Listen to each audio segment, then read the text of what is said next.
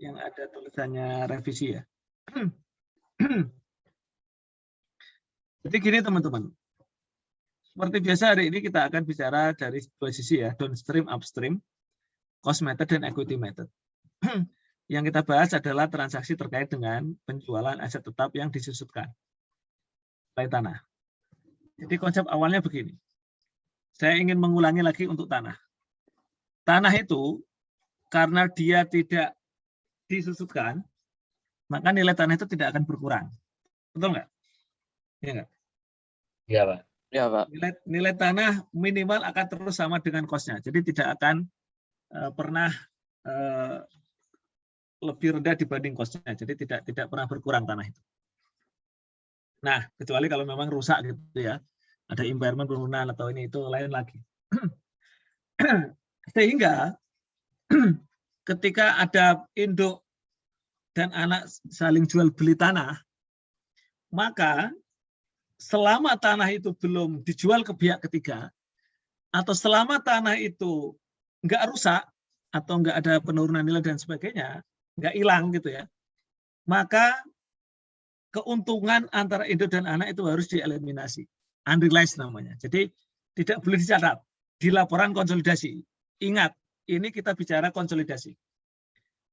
Saya ulangi lagi, untuk tanah, setiap ada keuntungan ya, penjualan tanah, baik induk maupun anak gitu yang jual beli, maka keuntungan itu, gain itu harus dieliminasi dari sudut pandang konsolidasi.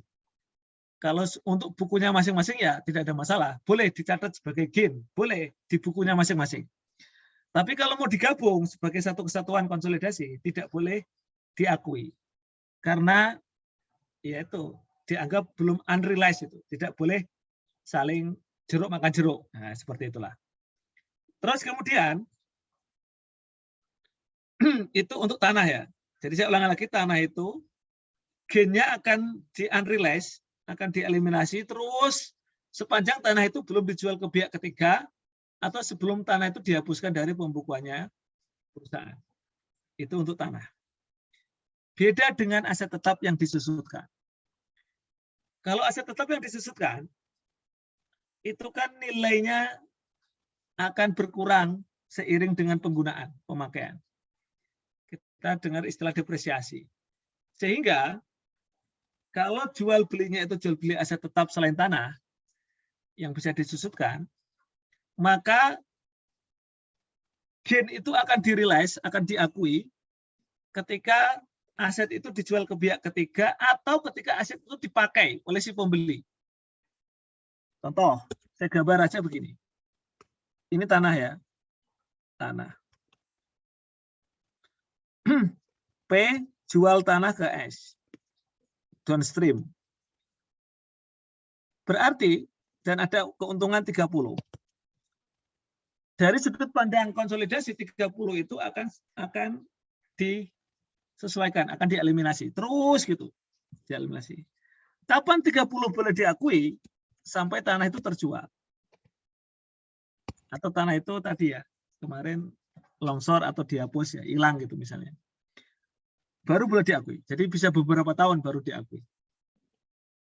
Bagaimana kalau selain tanah? Misalnya mesin. Nah, mesin itu sama ya, jual mesin kepada si S. Mesin itu ada gainnya, jadi fokus kita ke gainnya ya, gainnya. Ada gain 30.000. Nah, kapan 30.000 itu boleh diakui, boleh direalize? Ada dua kemungkinan. Pertama saat dijual ke pihak ketiga, boleh diakui semuanya langsung.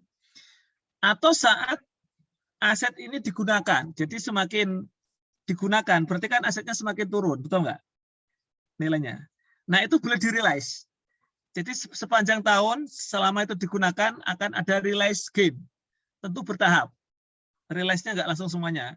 Jadi 30.000 itu nggak langsung diakui semuanya, tapi per tahun. Ya kayak depresiasi itu.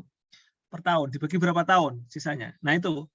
Terus. Jadi setiap akhir tahun itu ada realize. Saya ulangi lagi, setiap akhir tahun kan ada depresiasi, ya nggak? Sekalian itu dari sudut pandang konsolidasi ada realize gain. Gainnya diakui. Gainnya G-nya diakui. Gimana cara ngakuinya G-nya, Pak? Nah, kita lihat ke contoh. Supaya teman-teman punya gambaran, ini sengaja dibuat 2 contoh, belinya di akhir dan di awal tahun. Jadi ini jual mesin ya. Karena belinya di 30 Desember 2019, berarti untuk laporan keuangan 2019 belum ada pemakaian. Setuju nggak? Setuju nggak? Belum ada penyusutan.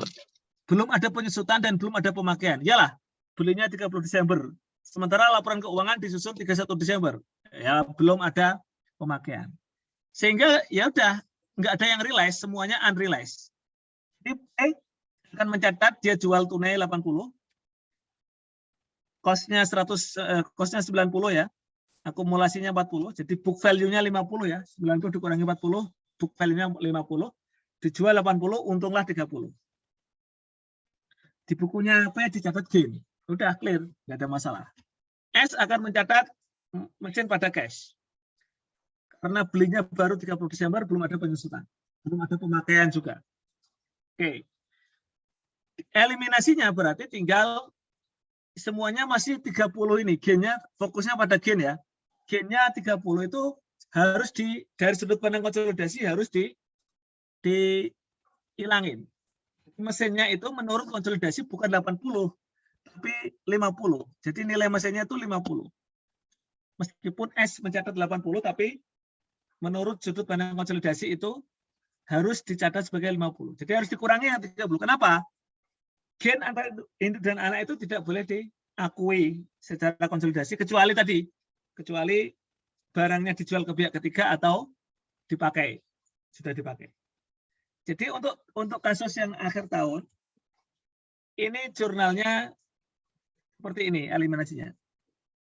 Dan di laporan konsolidasi nilai mesinnya itu bukan 80 tapi 50. Jadi nilai mesinnya itu adalah 50. Karena ini sudut pandang kesatuan seperti itu. Itu. Beda kalau asetnya dibeli di awal tahun. Kalau dibeli di awal tahun 2019 itu artinya sepanjang tahun 2019 aset itu sudah dipakai, betul nggak? Ya nggak? Karena sudah dipakai, sudah dinikmati dan nilainya sudah berkurang, ada penyusutan, disitulah ada realize. Boleh diakui gainnya, boleh diakui secara konsolidasi. Kalau di bukunya P sudah diakui dari dulu, dari awal sudah diakui. Kalau di masing-masing buku, ini kita bicara konsolidasi. Teman-teman fokus kalau saya bicara konsolidasi, jurnalnya warnanya biru. Jadi di materi ini itu konsisten ya. Warna hijau itu jurnalnya P, warna kuning jurnalnya S, konsolidasian warna biru. Konsolidasian warna biru. Oke, sekarang saya lanjutkan. Misalnya dia beli 2 Januari, maka P akan mencatat seperti tadi sama ya. Ini jurnal tanggal 4 Januari. S, depresiasi mesin dan ini. Sama. S akan mencatat di 2 Januari mesin pada gas 80. Terus di 1 Desember, artinya S sudah pakai mesin itu sehingga dia membuat penyusutan. 80 bagi 5, 16. Mesin ini masa manfaatnya 5 tahun ya. Per 2 Januari ini masa manfaatnya 5 tahun. Jadi sampai 2023. Jadi sampai 2023 dia digunakan. Estimasi. Sampai di sini bisa dipahami, teman-teman? Halo? Bisa, Pak. Bisa, Pak. Oke. Kemudian untuk eliminasinya ada 2 jurnal eliminasi. Perhatikan. Ini kan lintas tahun ya. Sudah artinya sudah digunakan. Kalau tadi kan belum digunakan ya.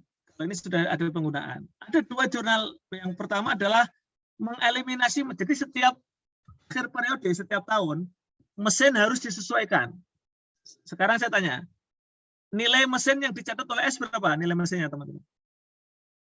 Berapa? Di bukunya S, nilai mesin berapa? 80. 80, Pak. 1000, Pak. 80 ini berubah nggak di bukunya S? Akan berubah nggak 80 ini? Di bukunya S? Iya, Pak. Akan berubah nggak nilai 80 itu? Tidak, Pak. Tidak, Pak. Tidak. Tidak. Yang berubah itu akumulasi depresiasinya. mesin akan terus 80 terus di laporan keuangan. Ya. Asumsi metode pakai cost ya. Dari 80 terus. Yang berubah akumulasi depresiasinya. Nah, kemudian kalau karena kita ingin sudut pandang konsolidasi, saya tanya, kalau menurut S itu nilai asetnya adalah 80. Tapi menurut konsolidasi ketika digabung, nilai mesinnya berapa teman-teman? Nilai mesinnya berapa? Nilai mesin menurut konsolidasi berapa? 50 kan Pak? 50.000 Pak. 50. Jadi 80 itu ada 80 dari mana sih Pak? 80 itu kan awalnya si P jual mesin yang nilainya cost-nya itu adalah 90, akumulasinya 40. Jadi book value-nya 50. Jadi sebenarnya nilai mesin awal itu 50, book value-nya 50. Dijuallah ke S 80, dijual ke anaknya sendiri. Berarti 80 itu ada unsur 50 dan ada unsur 30 gain. Betul nggak? Betul nggak? Nah, sudut pandang konsolidasi nggak boleh gain itu diakui, gain itu anak nggak boleh diakui, sehingga mesinnya harus dieliminasi, gainnya juga dieliminasi. Itu di tahun pertama. Jadi jurnal ini di tahun pertama ya, jadi mesin disesuaikan, gainnya dikurangi. Jadi gain 30 itu sekaligus menutup akun ini, menutup akun yang 30 itu. Nah, clear ya, clear. Jadi jurnal pertama itu adalah untuk menyesuaikan mesin sekaligus mencatat unrealized. Jadi belum realized. Masih 30. Masih belum boleh diakui, dihapuskan, dieliminasi semua 30.000. Karena ini belinya di awal tahun, berarti sepanjang tahun itu sudah dipakai. Nah, boleh di-realize. Boleh di-realize. Caranya gimana Pak merealize? Caranya adalah dengan mengurangi beban depresiasi. Kok bisa Pak? Logikanya gimana? Sekarang saya tanya. S tadi mencatat beban depresiasi berapa? Beban penyusutan S berapa, teman-teman? Berapa? 16 Pak. 16. Sementara menurut konsolidasi, penyusutan itu berapa yang boleh diakui? Menurut konsolidasi. Kalau menurut S, mesin adalah 80. Menurut konsolidasi, mesin itu harus 50. Ya enggak? Dan ini sudah di jurnal ini untuk menyesuaikan nilainya. Terus 80 bagi 5, 16. Berarti menurut konsolidasi penyusutan itu harus berapa setiap tahunnya? 10.000. Sehingga menurut konsolidasi penyusutannya S kelebihan, betul nggak? Menurut konsolidasi, sudut pandang konsolidasi. Sehingga harus dikurangi 6.000, kelebihan 6.000 ini. Sehingga harus dikurangi 6.000. Teman-teman perhatikan, dengan mengurangi kreditnya expand, debitnya akumulasi depresiasi, akibatnya menurut konsolidasi, expand-nya menjadi turun. Betul nggak? Menjadi lebih rendah, berkurang. Expand-nya berkurang secara konsolidasi, betul nggak? Pak. Halo? Lanjut. Lanjut Pak. Karena expand-nya berkurang, maka laba konsolidasinya, laba gabungannya naik atau turun? Naik atau turun? Naik ya Pak. Naik. Sehingga teman-teman, inilah namanya jurnal realized ini. Dengan mendebit depreciation expand dan mendebit akumulasi dan mengkredit expand, depreciation expand itu sama saja dengan menambah laba konsolidasi. Betul nggak?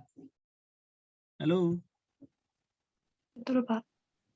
Misalnya, awalnya laba gabungan itu misalnya 80.000 laba gabungan. Gara-gara itu tadi di sini ada penyusutan expand 16 ini. Begitu digabung, ini harus dikurangi nih expand-nya kelebihan ini 6.000. Berarti labanya menjadi berapa teman-teman? Kalau expand-nya dikurangi 6.000 berarti labanya bertambah 6.000, betul nggak? Ya nggak? Betul Pak. Jadi 86. Nah inilah yang namanya realized gain. Jadi dari 30 yang unrealized, dari 30 keuntungan yang dieliminasi, yang ditangguhkan, di tahun 2019 boleh diakui 6.000. Kenapa? 6.000 dari mana Pak? 6.000 itu dari selisih depreciation expand 16 dikurangi 10.000 atau 6.000 itu dari total gain-nya 30 dibagi 5. Kan masa manfaat mesin 5. Jadi itu. Jadi cara mencari berapa sih gain yang ditangguhkan, yang diakui setiap tahun itu berapa? Total gain yang ditangguhkan kan 30, yang unrealized 30. Nah, 30 ini secara bertahap per tahun akan di-realize per tahun. Seiring dengan penggunaan dan seiring dengan adanya depresiasi. Akan di-realize setiap tahun. Di akhir periode akan di-realize. Sebesar berapa? Ya sebesar gain-nya dibagi berapa tahun. Nah, ya berarti 30 bagi 5, 6.000. Atau tadi 6.000 itu juga selisih antara depreciation yang S dengan depreciation yang konsolidasi 10.000. Seperti itu, teman-teman. Ada pertanyaan? Kalau mau diulangi, saya ulangi. Silakan. Jangan sungkan-sungkan. Kalau mau diulangi, saya ulangi. Kalau lanjut, lanjut. Silakan.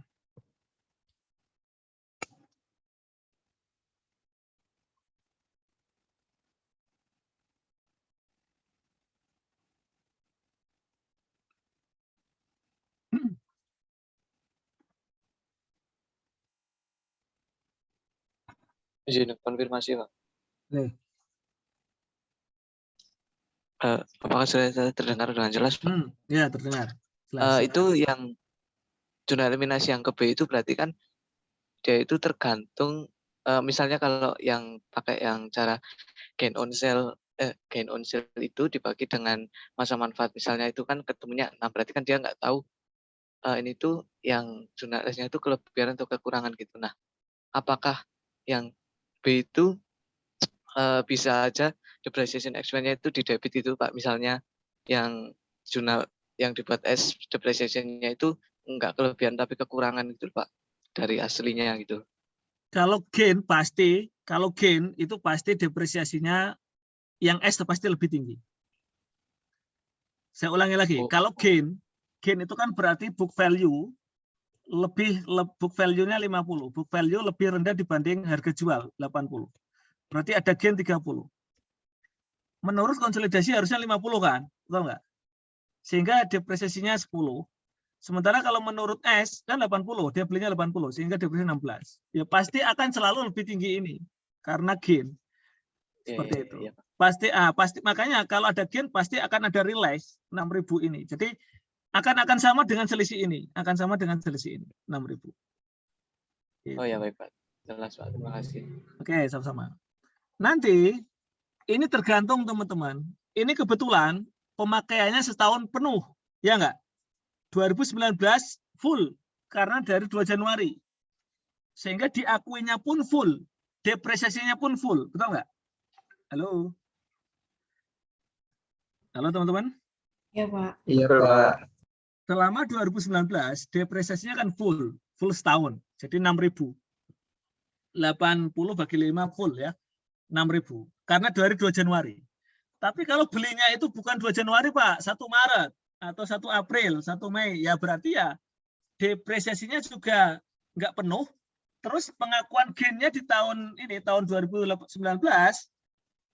juga nggak penuh juga. Maksudnya gimana, Pak? Ya tinggal dikalikan berapa bulan. 6.000 itu kan full setahun, ya nggak? Karena dipakai full setahun dan didepresiasi full setahun, realize-nya pun full setahun, jadi full 6.000. Seperti itu. Jelas? Teman-teman, jelas? Halo? Jelas, Pak. Nanti teman-teman lihat di soal yang komprehensif itu yang sudah ada di slide. Itu nanti kasusnya belinya bukan di 2 Januari. Ya nggak apa-apa. Berarti nanti untuk tahun yang pertama ya, ini kan tahun pertama ya. Jadi istilahnya tahun pembelian itu tahun pertama. Pembelian itu tahun pertama, teman-teman. Jadi tahun 2019 berarti tahun pertama. Jual beli aset ya, tahun pertama. Kebetulan belinya di awal tahun sehingga tahun pertama full setahun. Sehingga diakuinya pun full 6.000. Nah, itu. Kemudian teman-teman lihat di laporan konsolidasi. Lihat di laporan konsolidasi. Di laporan konsolidasi kita lihat gain yang dicatat P ini 2019, P akan mencatat gain. Sekarang saya tanya teman-teman, Di 2020 ada nggak akun gain di P? Ada nggak akun gain dari penjualan mesin? Ada nggak akun gain di P 2020? Nggak ada. Nggak, Pak. Nggak ada, Pak. Ya nggak ada lah, wong gain kan cuma sekali ini. Barang ini gainnya, ya nggak? Sudah dicatat di 2019. Gitu ya. Ada gain 30 secara konsolidasi nggak diakui sehingga 0. Gain menurut konsolidasi itu 0. Gitu ya. Nah, kemudian dampaknya apa? Nilai mesinnya pun berkurang. Yang awalnya 80 menurut konsolidasi adalah 0. Dampaknya apa teman-teman? Lihat. Dampaknya apa? Dampaknya, ini dampaknya. Dampaknya adalah akumulasi depresiasi konsolidasi juga diturunin. Kalau menurut S, yang punya mesin kan S, jadi yang punya akumulasi depresiasi itu S. S itu akan menjurnal akumulasi depresiasi 16. Betul nggak? Betul nggak? Betul nggak? Ya, Pak. Tetapi menurut konsolidasi harusnya berapa akumulasi depresiasinya? Harusnya menurut konsolidasi. 10. Nah ini 10 ini. Makanya perlu dibuat jurnal B ini. Jurnal B ini sekaligus membuat apa ya? Ya tadi itu.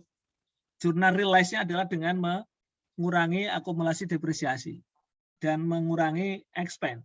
Sehingga gain-nya akan naik. Secara konsolidasi labanya akan naik. Gitu. Seperti itu. Karena yang awalnya 16 bebannya menjadi 10. Jadi labanya naik. Ya, seperti itu. Jelas? Halo? Jelas? Lanjut? Lanjut? Jadi saya ulangi lagi. Total gain-nya tadi berapa teman-teman? Total gain dari penjualan ini yang diakui oleh P karena yang jual P. Total gain-nya berapa? 10. 30, Pak. 30.000. Yang sudah diakui realize di 2019 berapa? Yang sudah di-realize? Berapa? Yang sudah 16. di-realize di 2019 berapa? Dari 30 yang sudah diakui berapa? 6.000. Loh, yang sudah diakui 30. gain-nya berapa? 30. Loh, saya ulangi lagi. 30 ini kan gain awal, betul nggak? Halo? Halo? Ya, Iya, Pak. Boleh diakui nggak gain awal antara induk dan anak? Boleh diakui nggak? Ya, belum. Tidak, Pak. Tidak boleh. Makanya dikurangi. Boleh diakui ketika kapan? Untuk aset tetap. Baru boleh diakui ketika kapan? Dari realize. Silakan, Pak. Ketika dijual atau dipakai. Ini dipakai. Dijual nggak? Kalau dijual nggak? Kasusnya ini Dipakai, Pak. bukan dijual. Dipakai. Sehingga apa? Setiap tahun ada realize karena dipakai. Jadi setiap tahun berapa diakui berapa setiap tahunnya?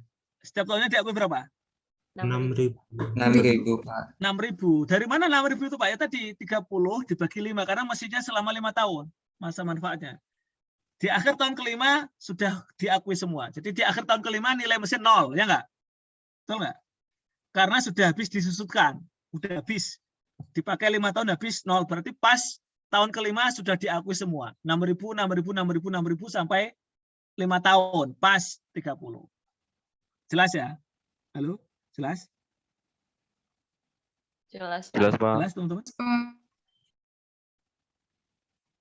Atau mau diulang? Jadi karena ada pertanyaan, berapa jumlah gain yang sudah di-realize di 2019 berapa? Dari total 30 itu yang sudah diakui berapa? 6.000, Pak. 6.000. 6.000, Pak. 6.000. Ingat, diakui itu adalah yang mengakui siapa? Konsolidasi. Yang mengakui adalah laporan konsolidasian, sudut pandang konsolidasi. Kalau P sih dari dulu udah diakui, betul nggak? Ya nggak? Di bukunya P dari awal udah diakui dan nggak masalah dari P. Nah ini karena sudut pandang mau digabungkan konsolidasi. Oke, tinggal berapa teman-teman yang belum diakui? Tinggal berapa? Tinggal berapa? 24.000. Nah, 24 ini kalau metode cost catat di RE 24, masuk RE. Masuk RE. Jadi ini kita bicara jurnal tahun kedua ya, jurnal tahun kedua, jurnal konsolidasi di akhir 2020 tahun kedua. Berarti ada 2 jurnal. Yang pertama adalah tadi mencatat kembali yang jadi gini, karena akumulasi itu sifatnya akumulasi, maka keuntungan yang sebelumnya diakui tahun ini juga dicatat lagi. Sebelumnya berapa teman-teman yang sudah diakui di tahun 2019? Berapa tadi? Berapa? 6.000, Pak. 6.000 kita catat lagi ya, akumulasi dibersihkan. Kenapa Pak dicatat lagi ya? Karena konsolidasi itu akan terus diulang lagi. Karena ini udah bubar, udah hilang ini. 2019 begitu selesai ya udah hilang, balik lagi. Makanya harus disesuaikan terus, diupdate terus. Jadi saya ulangi lagi, jurnal yang A itu untuk mencatat berapa yang sudah realize dan berapa yang belum. Oke ya. Yang sudah realize itu dengan cara mendebit akumulasi depresiasi 6.000. Yang belum realize itu masuknya ke RE. Ini metode cost ya, metode cost. Masuknya ke RE. Kalau metode equity masuknya ke investment in S. Jadi saya ulangi lagi, karena ini metode cost method, maka yang belum realize itu masuknya ke RE ya, 24. Yang realize, sudah realize, masuk ke akumulasi depresiasi. Itu yang jurnal yang A. Jurnal yang B adalah untuk mengakui lagi, merilis yang di tahun berjalan, di tahun 2020. Di tahun kedua. Jurnalnya persis sama dengan realize yang di tahun pertama, yaitu akumulasi depresiasi pada depreciation expense. Jumlahnya sama 6.000, karena garis lurus. Jadi pengakuannya, realize-nya itu garis lurus, sama, per periode sama. Seperti itu. Jadi sekarang saya tanya, yang sudah di-realize di tahun 2020 berapa totalnya berarti? Berapa? 12.000, Pak. 12.000, Pak. Sisa berapa? Sisa berapa yang belum realize? 18.000, Pak. Nah, 18 itu makanya nanti di 2021 RE-nya 18. Gitu. RE-nya 18. Terus akumulasi depresiasinya ini adalah yang sudah diakui di 2 tahun sebelumnya, yaitu 2019 dan 2020. Jadi 12. Jadi teman-teman, jurnal yang A itu adalah jurnal menggambarkan posisi awal tahun. Saya ulangi lagi. Meskipun jurnal ini buatnya di akhir tahun, jurnal warna biru itu kan jurnal konsolidasi. Buatnya kapan, Pak? Buatnya di akhir tahun. Tetapi jurnal yang A itu menunjukkan posisi awal tahun. Jadi makanya di sini RE-nya RE 1 Januari, posisi awal tahun, bahwa ada yang belum realize 24, terus yang sudah di-realize 6.000. Total, intinya mesin tetap sama ya, mesin itu akan selalu di kredit 30. Jadi sepanjang konsolidasi, sepanjang 5 tahun itu mesin nilainya akan terus dikurangi 30. Sehingga di konsolidasi mesin itu akan selalu bernilai 50. Yang berubah adalah akumulasi depresiasinya.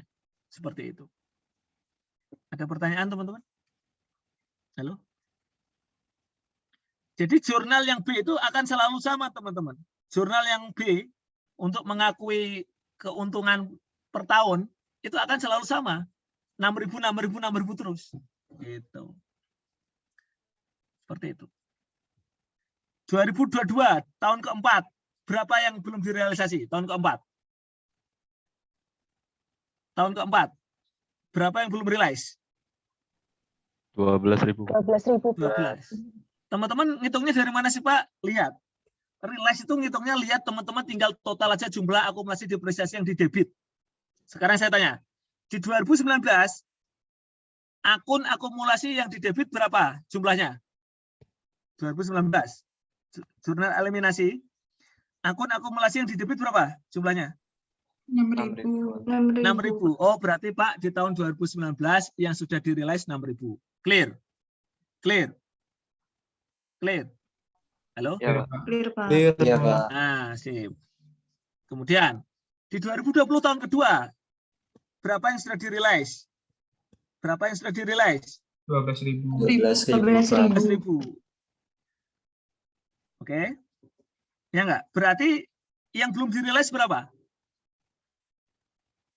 18. Dari 30 yang udah di-realize 12 tinggal 18.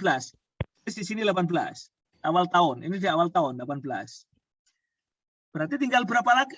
18 berarti yang sudah di-realize 12. Kita tulis lagi. Jadi jurnal A itu sebenarnya jurnal posisi awal tahun, mengulangi lagi jurnal posisi awal tahun.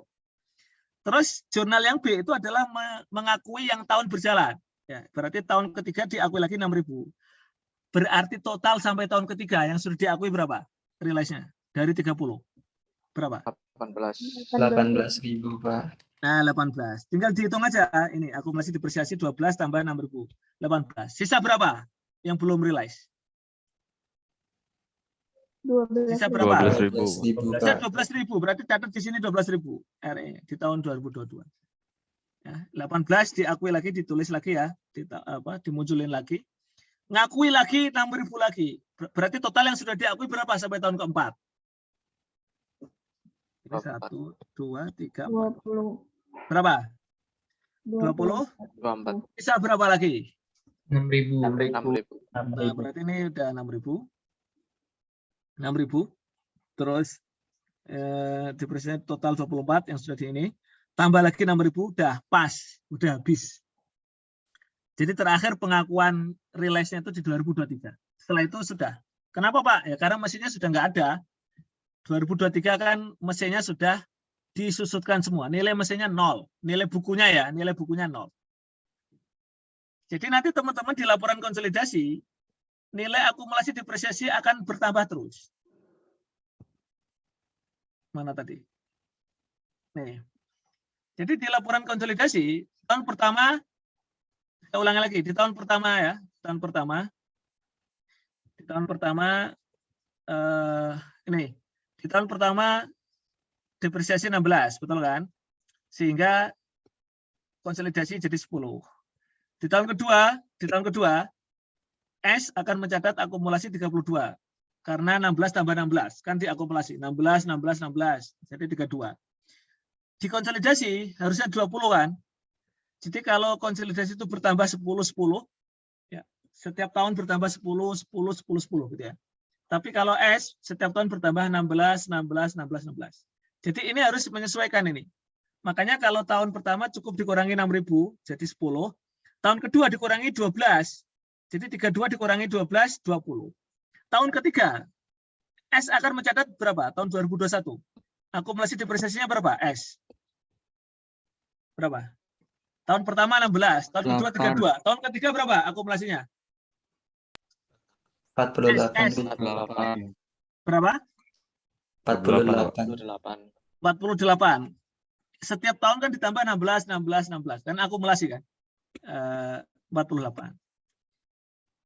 Di tahun kedua dikurangi berapa? Supaya konsolidasi harusnya berapa? 16, 32, 48. 10, 20, berapa? Tahun ketiga? 30. Harusnya jadi 30. Harusnya dikurangi berapa? Dari 48 ke 30. Dikurangi berapa? 18.000. 18.000. Makanya tahun ketiga dikurangi 18.000 ini. 12 tambah 6.000 jadi 18. Seperti itu. Itu. Jelas, teman-teman. Jelas. Halo? Jelas. Jelas, Pak. Lumayan, Pak. Oke, yang masih bingung dicerna tanyakan. Ulangi, saya ulangi. Silakan. Kalau kecepatan saya ulangi. Boleh.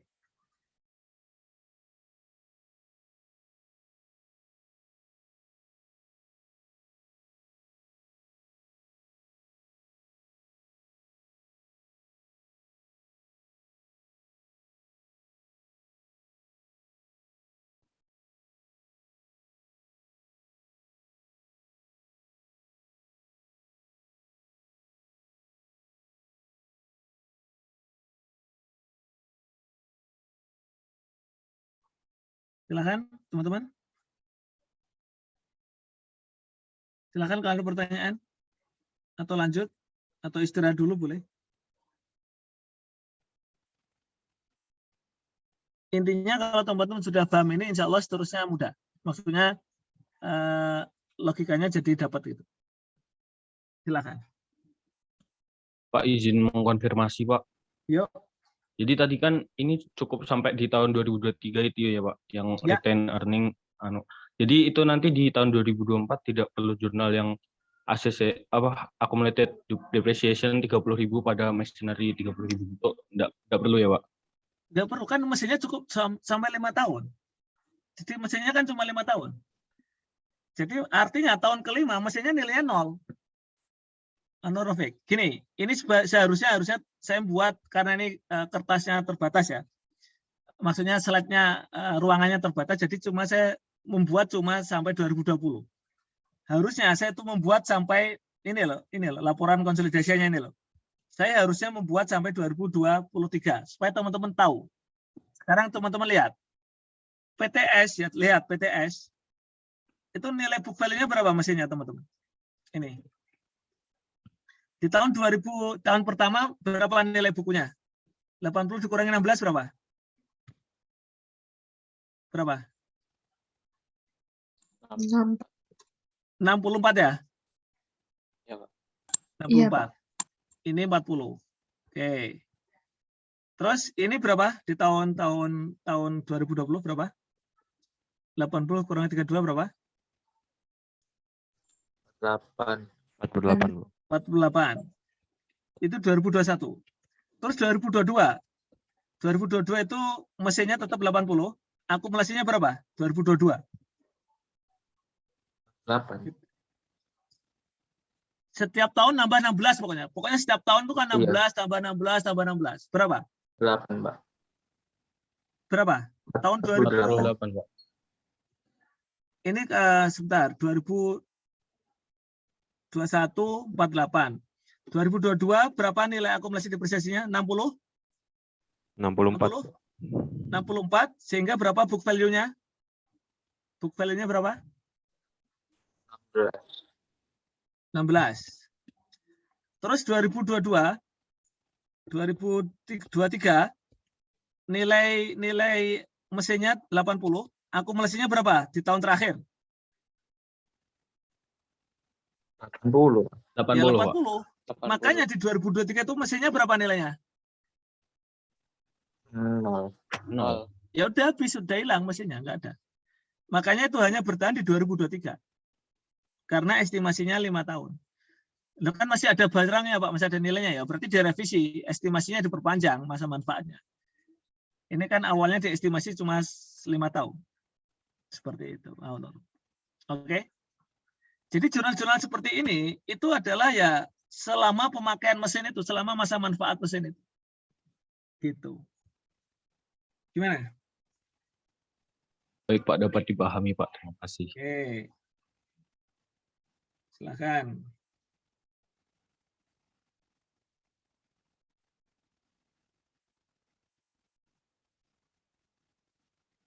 Oke, silakan. Kalau ada pertanyaan sebelum saya lanjut atau sebelum kita istirahat, boleh bebas. Mau konfirmasi, mau suruh ngulang, ayo. Izin bertanya, Pak. Boleh. Kalau ada residual value berarti nanti dikurangi dulu ya, Pak? Iya, betul. Betul. Jadi kalau iya dikurangi ini apa? Itu untuk menentukan depresiasinya. Tapi kalau untuk realize-nya juga tidak berpengaruh ke realize sih, berpengaruhnya ke depreciation expense. Tapi nanti selisihnya pasti sama, selisihnya akan sama. Kita coba ya. Coba kita simulasi ya, kalau misalnya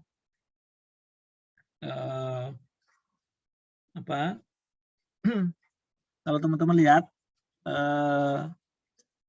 ini misalnya ada nilai residu. Misalnya nilai residunya 5.000.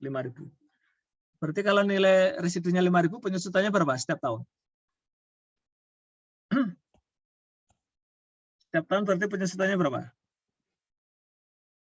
Berapa teman-teman? Kalau tidak ada nilai residu kan langsung 80 bagi 5, 16. Tapi kalau ada nilai residu 5.000 berarti berapa? 15.000. 15. 80 kurangi 5.000 bagi 5, 15.000. Berarti yang untuk konsolidasi juga dikurangi 15 kan? Ya enggak? Halo? Halo? Yang untuk konsolidasi kan penyusutannya berapa? Untuk konsolidasi. Ini kan untuk yang S. Kalau untuk konsolidasi penyusutannya berapa? 6. Saya ulangi lagi pelan-pelan. Teman-teman sudut pandangnya, saya ulangi lagi. Kalau menurut S, nilai mesinnya berapa? 80.000. Penyusutannya berapa? 16.000. Menurut S. Menurut konsolidasi, nilai mesinnya berapa? 50. 50.000. 50. Penyusutannya berapa? 10.000. Sehingga ada selisih 6.000. Selisih 6.000 itu sama dengan gain 30 dibagi 5, 6.000. Jelas? Jelas? Jelas? Jelas, Pak. Jelas, Pak. Sekarang ada nilai sisa 5.000. Berarti kalau ada nilai sisa 5.000, si S akan mencatat berapa nilai depresiasinya? 80 dikurangi 5.000 bagi 5, berapa? 15. 15. Sementara dari sudut pandang konsolidasi, berapa nilai penyusutannya kalau ada nilai sisa? 9.000. Nah, 9.000. 50 dikurangi 5.000 bagi 10, 9.000. Selisihnya berapa? 15 sama 9.000 selisihnya. 6.000 juga, Pak. 6.000. 6.000 juga. Jadi realize-nya tetap. Jadi realize-nya itu kan gain 30 bagi 5 kan. Seperti itu. Itu tadi siapa? Fala ya? Terima kasih, Pak. Sama-sama. Jadi nilai sisa itu akan mempengaruhi jumlah depresiasi, tapi tidak mempengaruhi realize. Sama, nilai realize-nya sama-sama. Seperti itu. Oke, jelas? Jelas? Dari saya jelas, Pak. Oke. Untuk equity method, teman-teman, dannya ini setelah itu nanti kita istirahat. Saya jelasin. Untuk cost method selesai ya, untuk cost method ya. Sekarang equity method. Kata kuncinya equity method itu ada jurnal di P. Ada di P. Karena ini downstream, berarti semua keuntungannya itu milik P, diakui di P. Jadi ketika dia menjurnal pada akumulasi depresiasi, ya, mesin dan sebagainya, dia akan mencatat gain 30. Gain 30 itu miliknya siapa? Miliknya P, karena yang jual itu P. Sehingga ketika di akhir tahun belum terjual, di akhir tahun kan belum terjual nih. Ya udah, belum terjual atau belum dipakai ya, belum dipakai. Ini kan belinya di akhir tahun nih, jadi belum dipakai. Maka semuanya akan dicatat di unrealized. Jadi semuanya akan di P akan membuat jurnal tambahan income pada investment. Ini pernah kita bahas. Jadi ini jurnal ketika ada yang belum unrealized. Income pada investment 30. Ya, sesuai ini. Ini unrealized. S masih sama jurnalnya. Dan eliminasi juga masih sama. Jadi bedanya kalau untuk di akhir tahun, belinya di akhir tahun, itu cuma di jurnalnya P saja yang berbeda. P membuat jurnal tambahan untuk mengakui unrealized ini. Income pada investment 30. Seperti itu. Nah, itu perbedaannya equity method. Oke, clear ya? Halo? Jadi ini karena di akhir tahun nggak ada realize, karena belum dipakai. Kalau di awal tahun gimana, Pak? Di awal tahun, nanti teman-teman bisa lihat slide ya. Awal tahun berarti, perhatikan, jurnalnya saat penjualan sama apa ya? Akan menjurnal cash dan ada gain 30. Terus di akhir periode, jadi jurnal ini teman-teman, jurnal income pada investment ini, itu di akhir periode. Jadi ini tanggalnya beda ya, harusnya saya kasih tanggal. Jurnal yang atas ini, yang ini loh, yang ini. Cash ini, itu jurnal tanggal 30 Desember. 30 Desember 2019. Jurnal yang ini, itu di akhir tahun, 31 Desember. Nah, cuma beda 1 hari ya. Nah, gitu. Seperti itu. Sama seperti jurnal ini. Ini, itu 2 Januari ya. Jurnal ini itu 2 Januari. Karena penjualannya 2 Januari. Nah, jurnal ini, income pada investment ini, itu jurnal untuk mencatat unrealized 31 Desember. Dicatat dulu. Jadi semuanya dicatat dulu yang unrealized 31 Desember. Ternyata di 31 Desember sudah ada yang realize. Karena sudah dipakai. Berapa yang realize? 31 Desember berapa yang realize selama setahun? Berapa, teman-teman? 6.000. Berapa? 6.000. 6.000 kan? Nah, setiap tahunnya 6.000. Berarti P akan membuat jurnal lagi, akan membalik ini. Jadi setiap realize itu jurnalnya dibalik, investment pada income. Kalau pas unrealized di pertama kali ya, jadi jurnal ini cukup 1 kali teman-teman. Saya ulangi lagi, jurnal yang income pada investment ini loh, itu cukup sekali di akhir periode saat penjualan. Cukup sekali. Jadi saya ulangi lagi, karena kejadian penjualannya tahun 2019, maka di akhir tahun dia akan mencatat ini unrealized gain ini. Cukup sekali di tahun 2019. Di tahun 2020, 2021, 2022, dan 2023 cukup mencatat realize-nya saja. Paham ya? Paham ya? Halo? Halo? Paham, Pak? Berarti, saya ulangi lagi, total gain-nya kan 30.000 teman-teman, total gain-nya selama 5 tahun mestinya. Artinya apa? 30.000 itu nanti akan di-realize selama 5 tahun, 6.000, 6.000, 6.000, 6.000. Berarti sebelum di-realize, dicatat dulu unrealized. Ya kan? Dicatat dulu oleh P unrealized. Ini cukup, ini hanya untuk model equity method saja. Cukup satu ya, income pada investment 30. Selanjutnya, di tahun 2019 sudah realize setahun, jadi sudah realize 6.000. Buat jurnal lagi, investment pada income 6.000. Gitu. Begitu seterusnya. Nanti di 2020, jurnalnya apa teman-teman? Di 2020. Ini kan 2019. Di 2020, jurnalnya apa? Di akhir tahun, jurnalnya P. Di 2020 apa? Pada income. Berapa? Investment pada income.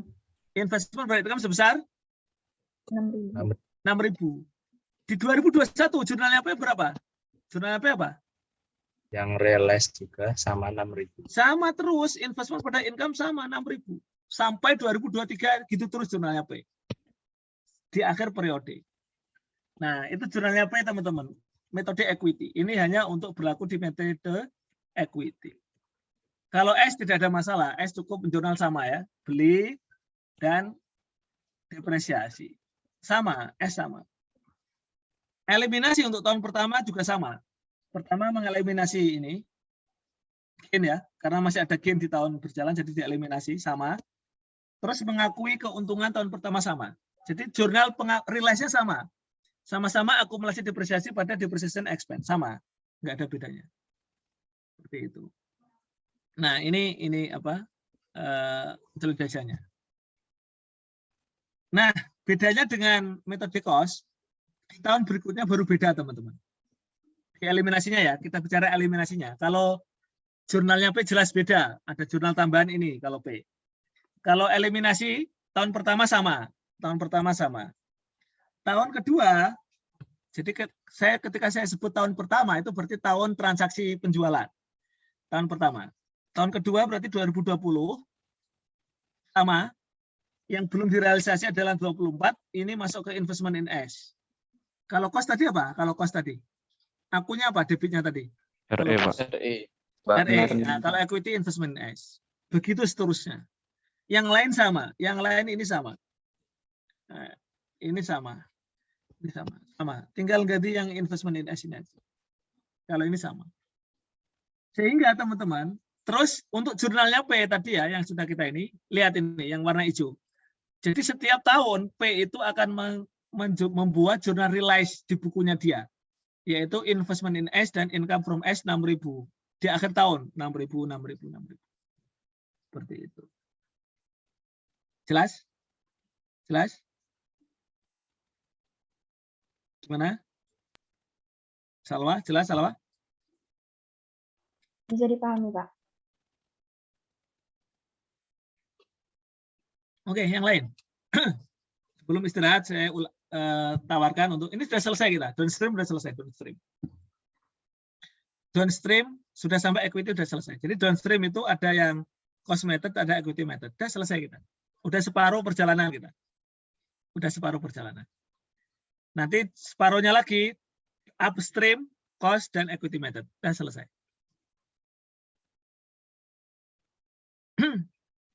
Gimana teman-teman? Bisa dipahami? Gimana Tio? Ada saya Izin bisa bertanya, Pak.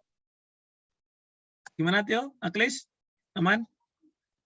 Kalau saya bisa, Pak. Itu Oke, Falah, Pak, ya. mau nanya, Pak. Siapa tadi yang nanya? Izin, Pak.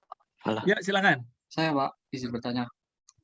Kan kalau downstream itu berarti kepemilikannya udah pindah ke S. Nah, kalau Betul. ternyata setelah masa manfaatnya itu masih bisa digunakan 10 tahun lagi, itu apakah depresiasi baru 10 tahun itu masuk kertas kerja konsolidasi gitu, Pak?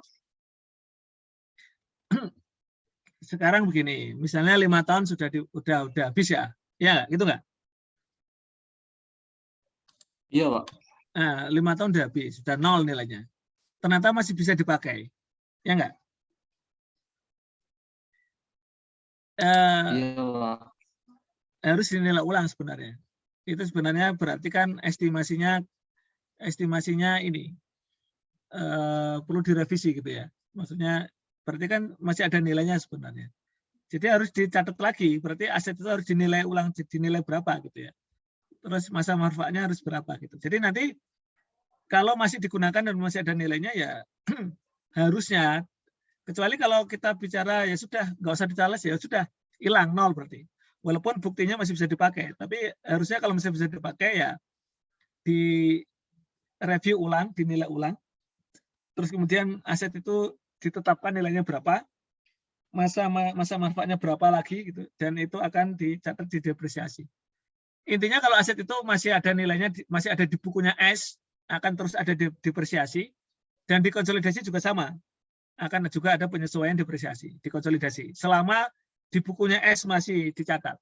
Tapi kalau di bukunya S sudah nggak dicatat, 0, meskipun digunakan ya sudah nggak ada. Nggak ada. Makanya tergantung judgement perusahaan ini mau dimasukkan ke buku atau enggak ini. Seperti itu. Kan banyak juga teman-teman ya, misalnya laptop masa manfaat 10 tahun. Emang setelah 10 tahun laptopnya rusak? Belum tentu kan, masih bisa digunakan kan? Gitu. Nah, tergantung perusahaan mau mencantumkan laptop itu di bukunya atau enggak. Karena menurut estimasi ya sudah habis, sudah 0, tapi ternyata masih ada. Ya nanti material atau enggak ya, signifikan atau enggak ya, nanti bisa ditinjau ulang. Itu kira-kira ya. Baik, terima kasih, Pak. Oke, sama-sama. Silakan. Yang terkait dengan ini langsung maksudnya, yang materi yang seputar ini dulu. Kalau mau mengembang-ngembang juga boleh ya. Maksudnya yang intinya dulu, logiknya ini dulu dapat atau enggak gitu ya. Nanti setelah itu baru ini. Silakan teman-teman. Ini nggak usah lihat slide-nya ya, lihat layar. Teman-teman nggak usah lihat slide yang buka laptop atau slide, jangan lihat dulu. Ada jawabannya soalnya. Nah, saya pengen teman-teman menjelaskan soal ini. Ini yang jual adalah P, makanya downstream. P jual peralatan ke SIP. Harganya 95, cost-nya 120, akumulasi 40. Berarti berapa book value-nya? Book value peralatan ini berapa? 80.000. 80.000. Dijual 95, untung berapa P? 15.000, Pak. Berarti jurnalnya P gimana, Aun Rafiq? Jurnalnya P gimana? Cash? Cash. Akumulasi 95. depreciation. Nah, terus? Nah, Akumulasi cash depreciation 95, akumulasi 40, equipment 120, gainnya 115. Itu kalau cost method. Kalau equity method gimana? Jurnalnya P gimana equity method? Sama nggak? Saat penjualan sama nggak? 2 Januari, sama nggak? Sama, Pak. Sama, Pak. Tinggal Sama. tambahin. Yang beda nanti di 31 Desember. Tambahannya apa? Tambahannya apa? Income from S pada investment. Unrealized sama realized. Nah, betul. Pertama ini diakui dulu. Ya, ini saat penjualan. Terus 31 Desember membuat jurnal unrealized 15. Jadi 15 dicatat dulu, ditangguhkan semua dulu ya. Baru di saat yang bersamaan karena sudah setahun, di-realize 3.000. Dari mana angka 3.000? Aun Rafiq. Angka 3.000 dari mana? 15.000 dibagi 5 tahun ya, Pak. Nah, 15.000. Gainnya 15.000 dibagi masa manfaat 5 tahun. Jadi per tahunnya 3.000 sampai masa manfaatnya habis. Gitu. Gimana, Cindy Kasari? Sampai sini insya Allah paham, Pak. Nah, silakan dilanjutkan, Cindy, jelasinnya. Saya tak istirahat dulu suara saya, silakan. Saya yang jadi asrot, Jadi jurnalnya S seperti itu ya. Equipment ini saat-saat pembelian, nah ini saat depresiasi. Terus equity method gimana? Cindy, silakan jelasin. Equity method sama nggak S? Jurnalnya S sama nggak? Yang di 2017 juga, Pak. Nah, 2017. S, ada perubahan nggak metode cost sama equity? Sama nggak jurnalnya S? Kalau S sama S itu sama, Pak, yang di Sama. equity. Nah, sama. Oke. Eliminasinya gimana? 2017, eliminasinya sama nggak? Antara cost dan equity, sama nggak? Eliminasi, warna biru, sama nggak? Yang pertama sama, Pak. Iya, ini tahun pertama. Ini kan Gain tahun pertama on kan? sale. Tahun 2017 tahun pertama. Tahun beli, tahun pertama. Ya, Sama Pak. nggak? Sama, Pak. Gimana? Gimana? Debitnya apa? Gain on sale, Nah, gain on sale of equipment pada equipment. oke. Terus? Terus equipment pada depreciation expense. Nah, 3.000, untuk apa Pak. itu? Jurnal yang pertama untuk mengeliminasi ya, ini unrealized.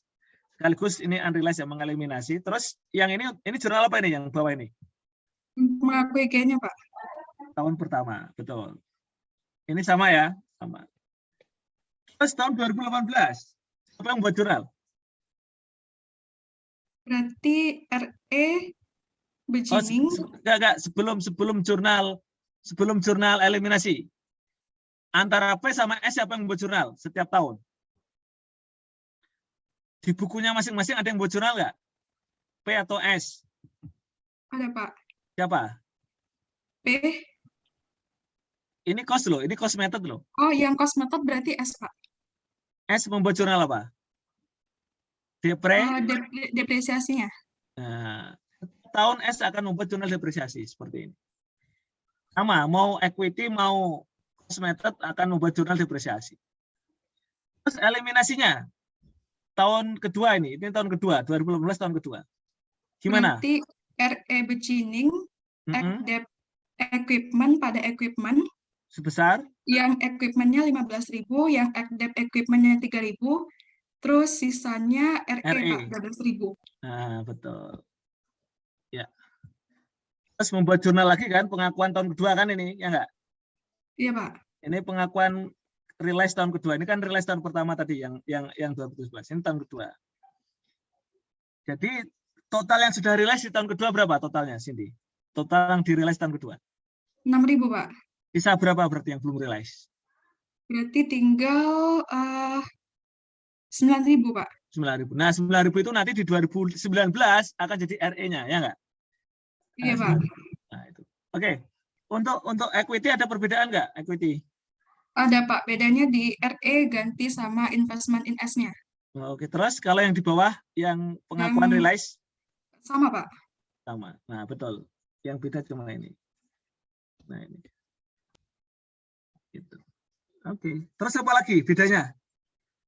2018 equity method. Ada bedanya enggak? Kalau eliminasi sama. Ada jurnal tambahan enggak? P atau S? Yang P-nya realize ya, Pak? Nah, P membuat jurnal realize. Apa jurnal realize-nya? Berarti kalau yang ini tuh investment in S-nya per income from S-nya ada 1.000, Pak. Loh. Iya. 3.000, Pak. 3.000. Nah, 3.000. Dari yang ya. Ini setiap tahun akan membuat jurnal ini, ya enggak? Iya, Pak. Ini tahun 2017 kan sudah 3.000. 2018 3.000. Nanti 2019 juga akan gitu terus. Investment pada income 3.000 sampai 2023. Sampai berapa ini berarti? Sampai berapa nih? 2000 berapa? 22 ya? 11, 12, 11, 20, 21 ya? Sampai 2021. 5 tahun dari 2017 berarti sampai 2021. Oke. Baik. Silakan kalau ada pertanyaan. Jelas ini ya? Insya Allah jelas, Pak. Besok ada kuliah nggak 52 sesi pertama 526 ada kuliah nggak? Besok 9 SKS Pak. 9 SKS, Pak. 9 SKS. Mantap. Iya, Pak. Yes, semoga lah disiapkan suplemen ya, suplemen. Nah, selesai kita. Selesai. Untuk downstream sudah selesai. Baik cost method maupun equity method. Untuk upstream nanti kita lanjutkan setelah istirahat. Sama saja sebenarnya. Bedanya kalau upstream, gain-nya itu bukan miliknya si P. Betul nggak? Ya nggak? Kalau tadi kan gain-nya milik si P. Nah gitu. Makanya diakui semua. Kalau upstream yang punya gain siapa? Yang punya gain siapa? S. S, karena yang jualan S. Kalau upstream kan yang jual S, S jual ke P, upstream. Yang punya gain S. Nah, kalau yang punya gain S, maka semuanya tidak boleh diakui semua, harus dibagi dengan siapa? Harus dibagi dengan siapa? Nah, harus dibagi dengan NCI. Makanya nanti RE-nya dibagi dengan NCI. Ya enggak? Kalau tadi kan diakui semua ke RE semua. Nah, nanti RE-nya dibagi 2 sesuai dengan persentasenya. Nah, itu. Seperti itu.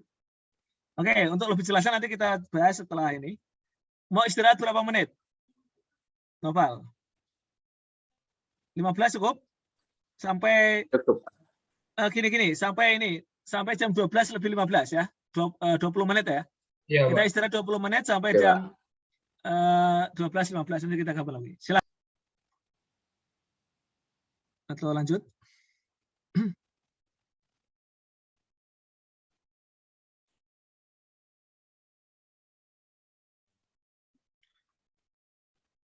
Ini kok masih sedikit yang ini ya, yang on ya, atau masih pada istirahat?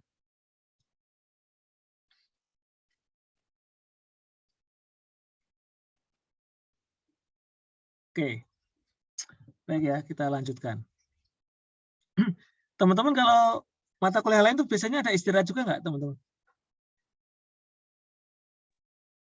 Jarang ada, Pak. Jarang, Pak. Berarti ini, maksudnya dosennya jelasin terus gitu, selama 2,5 jam gitu? Iya, Pak. Kadang pas azan tuh ya suruh istirahat sebentar gitu, Pak. Paling 5 menit. Oh, oke. Saya malah pengen teman-teman tuh yang ini, yang aktif itu ya. Jadi merdeka belajar gitu ya. Merdeka belajar. Oke, teman-teman. Oh ya, mumpung saya belum lupa ya. Saya mau ambil foto dulu portal untuk screen ini, bukti kehadiran di portal. Belum portalnya ketutup, biasanya lupa. Nah, oke. Kapan kita ngobrol-ngobrol santai di luar pelajaran, teman-teman? Mungkin yang ada kendala di KTTA atau ada kendala di mata kuliah. Ada usulan kapan?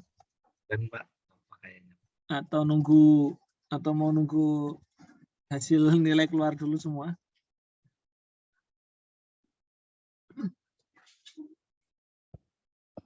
Ada usulan kapan?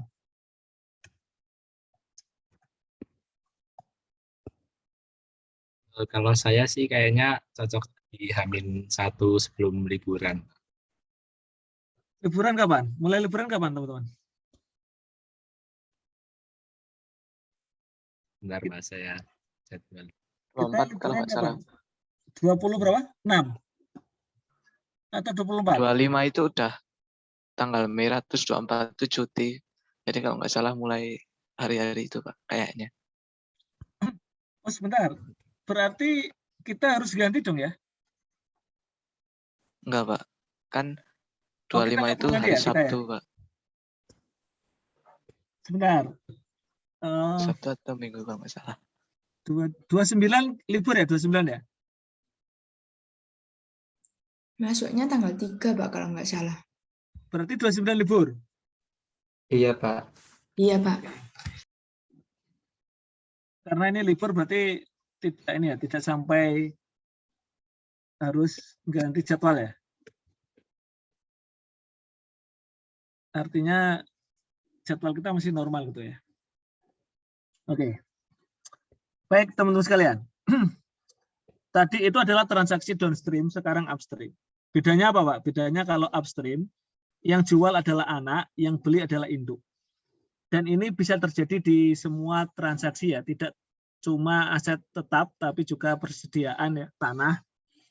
Kalau upstream itu berarti yang punya barang, yang punya aset itu adalah anak, kemudian dijual ke induk, yang dapat gain ya anak. Makanya sekarang yang jualan itu warna kuning. Ya, jadi yang debit itu adalah S, yang mencatat gain itu adalah S. Jadi ini karena di akhir tahun jadi relatif sama teman-teman ya, tidak berubah ya dengan yang downstream. Maksudnya cuma kebalik aja pihaknya itu, tapi secara jurnal sama ya. S akan mencatat gain, sementara P akan mencatat mesin pada cash 80. Belum ada depresiasi ya. Jadi belum ada depresiasi karena di akhir tahun. Eliminasinya juga sama gain pada mesin. Kalau untuk yang pembelian di akhir tahun, insya Allah tidak ada masalah. Nah, jadi hanya sekarang yang punya mesin adalah P ya. P punya mesin. Belum ada penyusutannya ya, karena belum dipakai gitu ya. Baru sehari gitu ya. Oke. Misalnya kalau beli di awal tahun, berarti S akan mencatat jurnal yang sama ya. Cash 80, terus mesin 90, 30. Ingat, teman-teman jangan ketukar-tukar ya, cost dengan equity. Pokoknya kalau cost itu simple jurnalnya, tidak ada penyesuaian realize unrealized untuk P-nya ya. Jadi karena ini metode cost jadi tidak serumit investment ya, metode equity. P akan mencatat mesin pada cash. Nah, sekarang P yang akan mendepresiasi karena barangnya dipegang oleh P. Jadi yang punya mesin sekarang P, jadi P lah yang akan mencatat depresiasi expense 16. Tetapi karena ini satu kesatuan, kalau mau digabung berarti ya jurnalnya sama, eliminasi tahun pertama pada mesin, eliminasi. Terus pengakuan keuntungan tahun pertama sama ya, akumulasi pada depreciation expense sama teman-teman. Nah, jurnalnya sama. Bedanya cuma pihaknya yang berbeda ya. Kita lihat di jurnal di laporan konsolidasi, yang punya depreciation expense adalah P. Nah, ini P. Yang punya mesin P, yang punya akumulasi depresiasi P. S cuma gain ini ya, cuma ada gain dan kemudian di eliminasi jadi 0. Seperti itu. Nah, bedanya di sini. Sekarang saya tanya tadi teman-teman. Jumlah gainnya berapa sih? Jumlah gainnya S berapa? Di 2019 total gainnya berapa S? Dari penjualan ini total gainnya S berapa? 30.000. 20. Yang sudah di-realize, ingat kata-kata realize itu realize unrealized itu hanya untuk sekali lagi keperluan konsolidasi sebenarnya. Untuk metode cost ya, untuk metode cost kata-kata realize unrealized itu sebenarnya metode untuk konsolidasi. Yang di-realize 6.000. Tinggal berapa yang nggak di-realize? 24. 24. Kalau metode downstream, kalau transaksinya downstream, 24 itu miliknya siapa semua? 24 miliknya siapa semua? P. P kalau downstream ya, karena yang punya barang, yang jualan barang P, dan P yang dapat untung. Sehingga semuanya mengurangi RE-nya semua. Semuanya dicatat di RE-nya P semua. Yang keuntungan itu. Termasuk realize dan sebagainya. Berhubung ini adalah upstream. Upstream artinya yang punya untung, yang punya gain adalah S. Yang jualan adalah S. Maka keuntungannya S itu sebenarnya miliknya berdua. Yaitu P dan NCI. Sehingga ketika ada unrealized, maka itu dampaknya yang 24 tadi dibagi 2. Yang 80, yang 80 masuk ke RE-nya P, jatahnya P, yang 20 masuk NCI, akun NCI, beginning. Seperti itu. Nah, itu aja bedanya teman-teman. Yang lain sama. Jadi intinya yang kemarin itu yang downstream itu semuanya masuk RE 24 dan lain sebagainya, sekarang dibagi 2 sesuai dengan persentasenya. Yang 80 dari 24 berarti 19.200 masuk RE, 20% kali 24 4.800 masuk NCI. Yang lain sama. Yang lain sama. Nah, dan tidak ada penyesuaian ya di P dan lain sebagainya karena ini cost method. Yang lain sama ini, tahun-tahun berikutnya juga sama. Dari 24 terus kemudian di tahun 2020 diakui 12, berarti sisa 18 yang unrealized. 18 dibagi 2.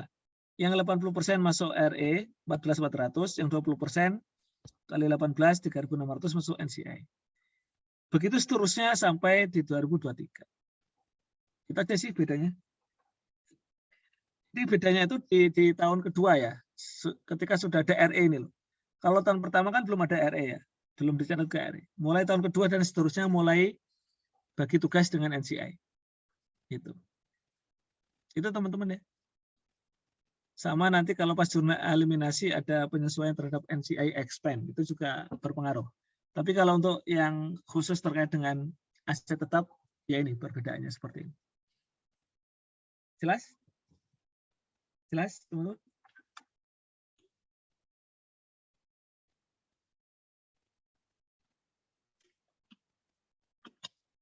Ada pertanyaan?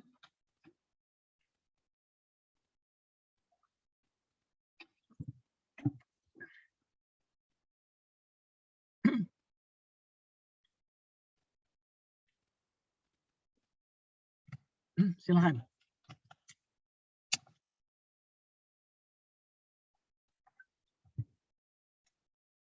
Habis ini kalau tidak ada pertanyaan kita rampungkan, terus teman-teman beri waktu untuk kalau mau diskusi sama teman nanti di breakout room ya, bahas soal itu yang ada di slide itu, yang sudah ada jawabannya. Teman-teman renungkan, terus kemudian kalau ada pertanyaan ini dari mana asalnya Pak, belum jelas, nanti silakan ditanyakan. Jadi itu teman-teman. Ya, nanti pekan depan kalau mau bahas soal UTS silakan, insya Allah UAS ya. Soal UAS yang itu, teman-teman sudah punya soal UASnya belum? Sudah punya belum? Ya, kalau saya belum, Pak. Belum. Silakan di-download itu di Zoom, di chat sudah saya kirim. Silakan di-download. Nanti yang terkait dengan aset tetap ini adalah soal nomor 1.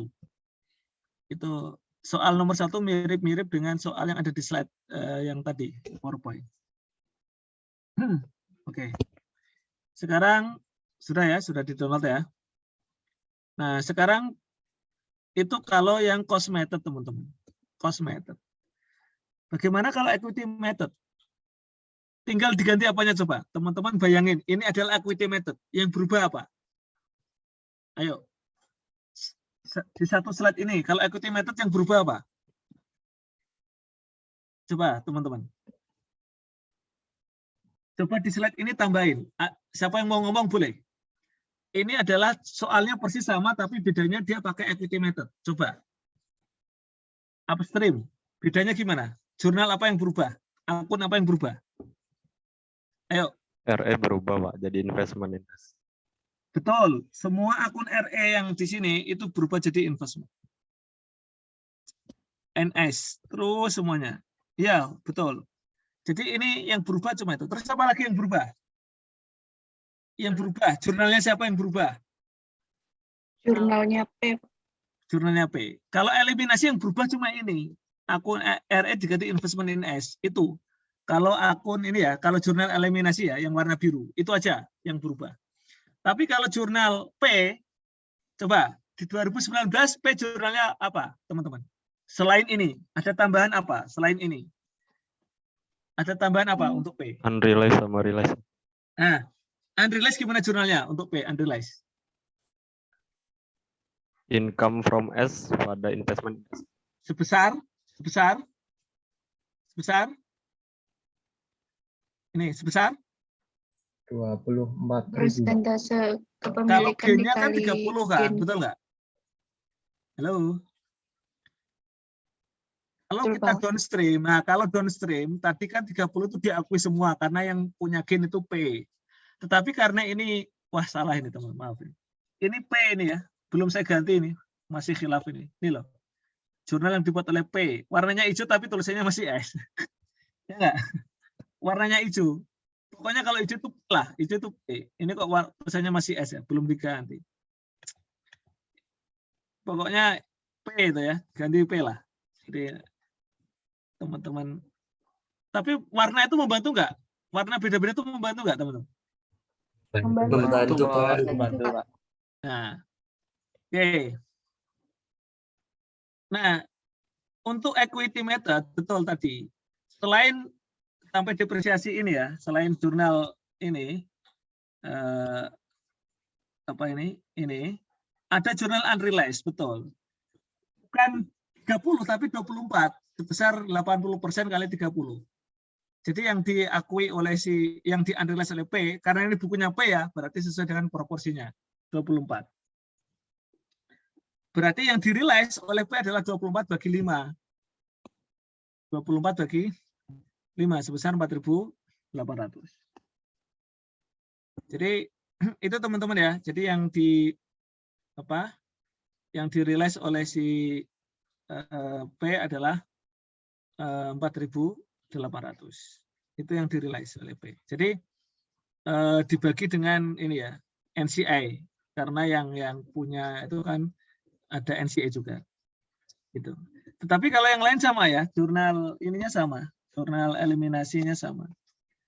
Makanya kalau teman-temannya loh Pak, bukannya total itu 6.000 yang di-realize. Iya, tapi 6.000 itu yang 4.800 itu yang punyanya P gitu ya. Yang lain nanti disesuaikan di akun NCI expense. Jadi memengaruhi akun NCI expense nanti sebenarnya. Memengaruhi jumlah akun NCI expense. Jadi dampaknya di situ. Jadi kalau yang di-realize tetap 6.000 karena ini satu kesatuan konsolidasi ya. Jadi satu tetap utuh yang di-realize 6.000. Tapi bagi sisi P sendiri itu, dia hanya mencatat yang 4.800. Yang 1.200 dicatat oleh si siapa? Dicatat oleh si NCI expense nanti. Jadi masuk jatahnya NCI.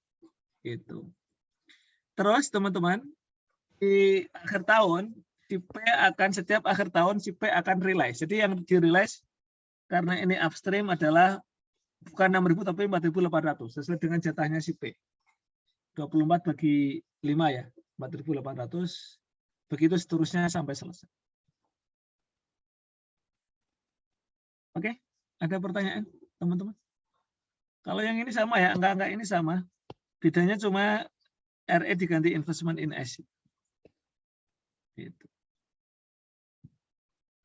Oke, selesai kita. Selesai, tinggal pulang kita. Silahkan, ada pertanyaan. Mau diulang boleh?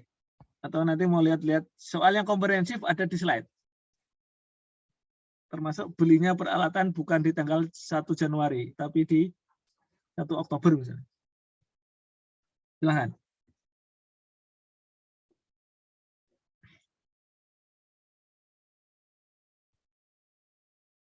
Silahkan teman-teman. Kalau ada pertanyaan. Atau lanjut. Materinya sudah selesai kita. Kalau materi sudah selesai.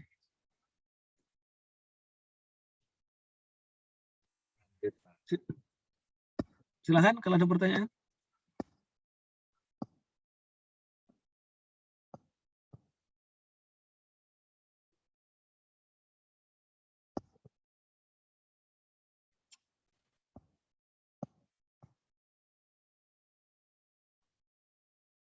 Oke, lanjut. Lanjut, Pak. Oke.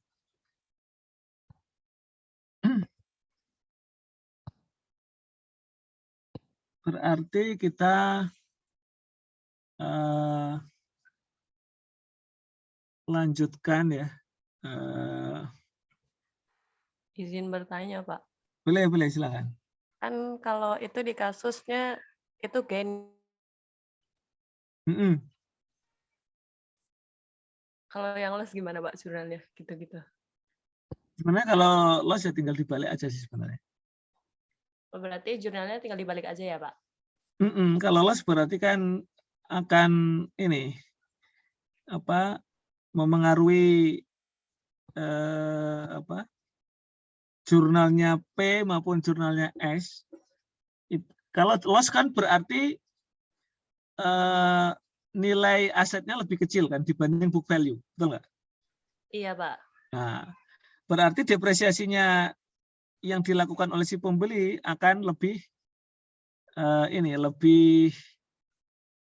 Nah, selama ini kan gini, loss boleh nggak diakui loss itu?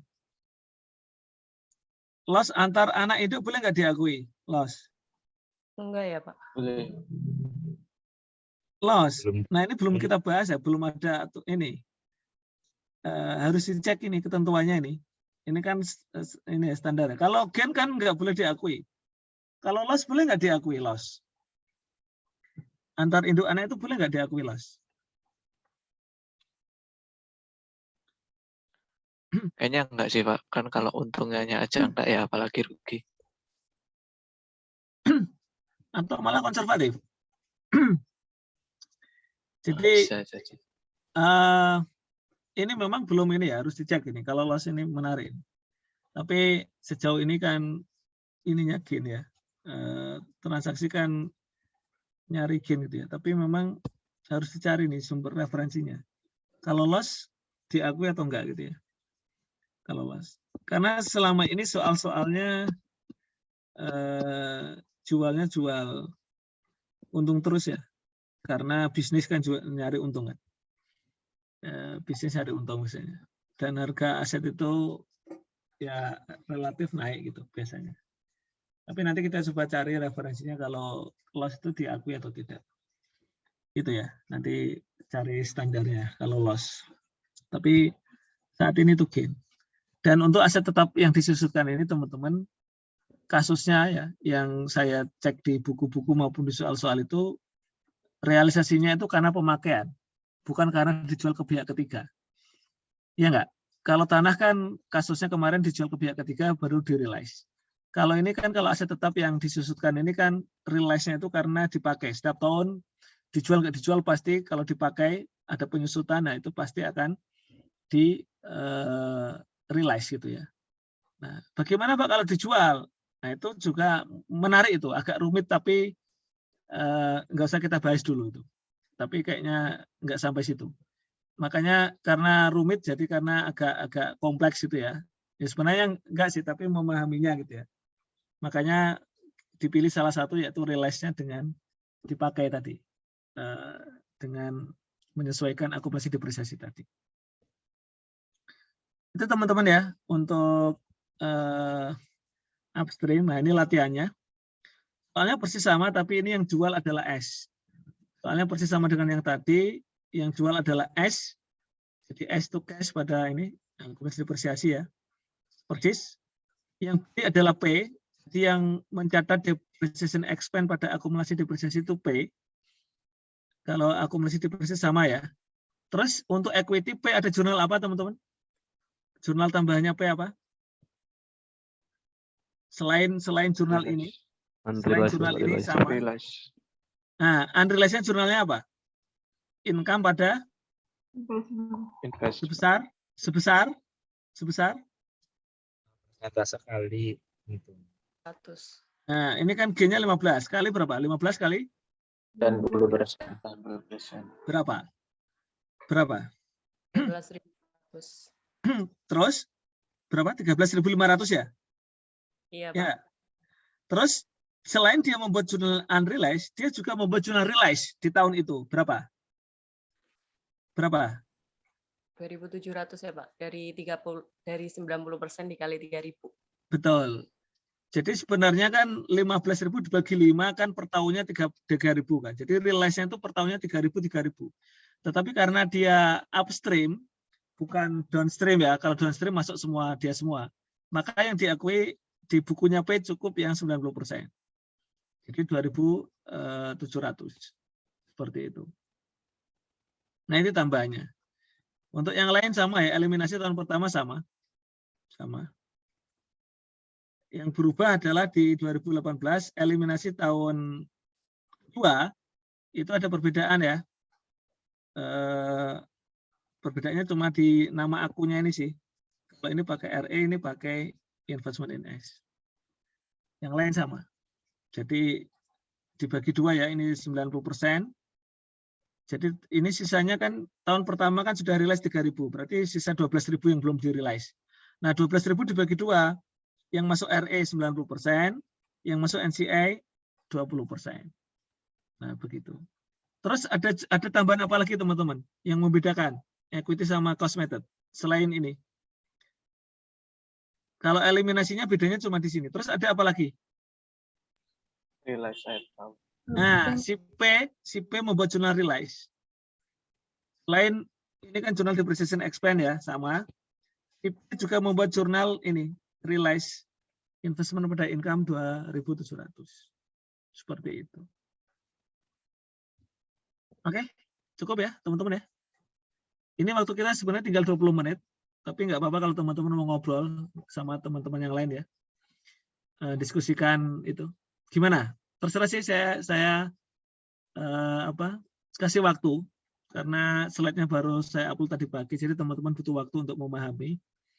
Kalau saya bahas mungkin nanti text time ya, tapi saya berharap teman-teman bisa dicerna dulu. Nanti kalau mau dibahas pekan depan ada waktu kita bahas tentang soal UAS ya. Soal UAS itu mirip-mirip itu. Nanti teman-teman bisa kerjakan soal UAS-nya. Gitu. Nggak usah dikumpulkan. Yang PR kan yang ada di RPS itu ya, workbook itu. Tapi sebenarnya mirip-mirip ini teman-teman. Sebenarnya yang ini. Baik, silakan. Mau breakout room atau mau apa? Soal sudah ada itu, 2 soal. Satu pakai metode cost, satu pakai metode equity, sudah ada jawabannya. Tinggal teman-teman baca, pelajari.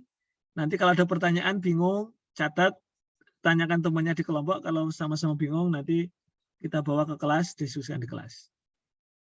Ini sudah 12.42. Sisa 18 menit ya, 18 menit lagi. Silahkan, bebas.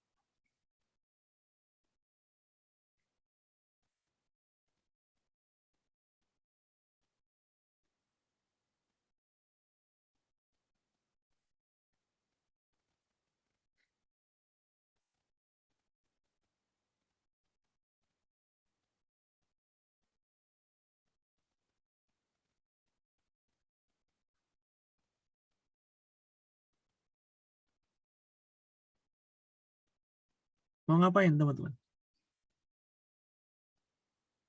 Teman-teman terbiasa ditawarin gini nggak kalau belajar kuliah itu? Nggak pernah ditawarin ya? Kayak karena bagian besar tuh kayak udah kuliah lanjut sampai selesai. Bahkan ada yang sampai lewat jamnya kayak tadi ekonometrika itu kayak selalu lewat gitu jamnya Pak. Oh, oke. Ya udah kita santai aja. Gimana? Nanti itu bisa dibacakan. Nanti yang ini supaya teman-teman nanti nggak bertanya-tanya Pak dari mana. Memang ini nggak ditulis di sini ya. Oke. Tadi kan ini perhatikan, ini sudah dijual, belinya di 2019. Sekarang saya tanya teman-teman. Sekarang saya tanya. Ini masa manfaat peralatan 5 tahun. Gennya berapa total gennya? Gennya berapa? 25. 25. Yang di-realize berarti berapa dari 25 itu yang di-realize? Setiap tahunnya. Setiap tahunnya berapa? 5.000 Pak. 5.000. Masalahnya ini enggak di awal tahun. Jadi tahun pertama adalah 2019 tahun pertama. Tahun pertama yang di-realize berapa berarti? Berapa bulan yang di-realize tahun pertama? 3 bulan. 3 bulan. 3 bulan. Berarti berapa dong? 3 bulan. 1.200. 3 per 12 dikali 5.000. 3 per 12 dikali 5.000. Ketemu berapa? 1.250. Nah, 1.250. Makanya kenapa akumulasi depresiasinya 1.250 dari situ. Jadi di 2019, ini jurnal, ingat, ini jurnal 2020 loh ya ini. Ini jurnal-jurnal untuk worksheet 2020. Jadi ini dibuat 31 Desember 2020. Jadi sebelumnya di 2019 perusahaan itu sudah mencatat akumulasi depresiasi pada depreciation expense sebesar 1.250. Betul nggak? Betul nggak? Halo? Iya, Pak. Nah, ini jurnal yang B ya, jurnal yang B. Jurnal yang A, gain pada machinery sebesar 25. Nah, pada equipment sebesar 25. Kan ini untungnya 25. Yang B, akumulasi depresiasi sama depreciation 1.250. Oke, nah ini ke bawah di tahun ini di 2020 tahun kedua ini akan menjadi akumulasi depresiasi ini loh. Ini kan info awalan. Nah, 1.250. Jadi itu. Jadi kalau teman-teman bertanya dari mana Pak, itu dari yang sudah direalisasi adalah yang 3 bulan. Terus untuk tahun 2020 full setahun nggak? Untuk tahun 2020 realisasinya? Tahun 2020 full setahun nggak? Iya Pak, full Pak. Ya. Full, Nah, Pak. berarti berapa? Kalau full setahun berarti berapa jumlahnya? 5.000. 5.000. Nah, makanya ini jurnalnya ini. Jurnalnya full 5.000. Jurnalnya full 5.000.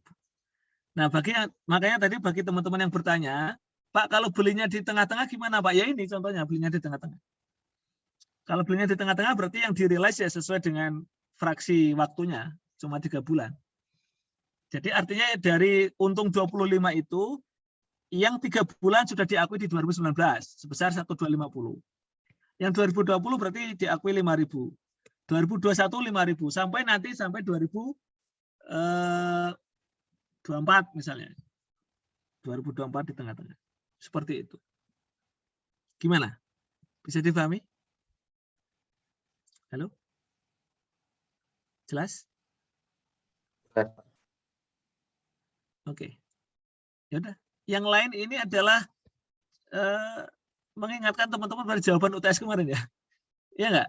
Investment pada RE ini metode cost gitu ya. Seperti itu. Oke, teman-teman, silakan. Jadi bagi yang nggak ada hitung-hitungannya, teman-teman masih bingung, silakan nanti ditanyakan. Jadi ini dipelajari dulu ya. Silakan nanti dipelajari dulu di rumah, diskusikan sama temannya, atau kalau perlu teman-teman jangan lihat kuncinya, jadi lihat soalnya aja, ya soalnya dilihat, terus dikerjakan pelan-pelan. Seperti itu. Oke, cukup ya untuk hari ini. Silakan kalau ada pertanyaan atau cerita bebas bolehlah, silakan. Nah, saya udah lepas headset ini. Prediksi juara UCL, Pak. Liga Champion. Oh, Liga Champion. Antara Real Madrid sama Liverpool.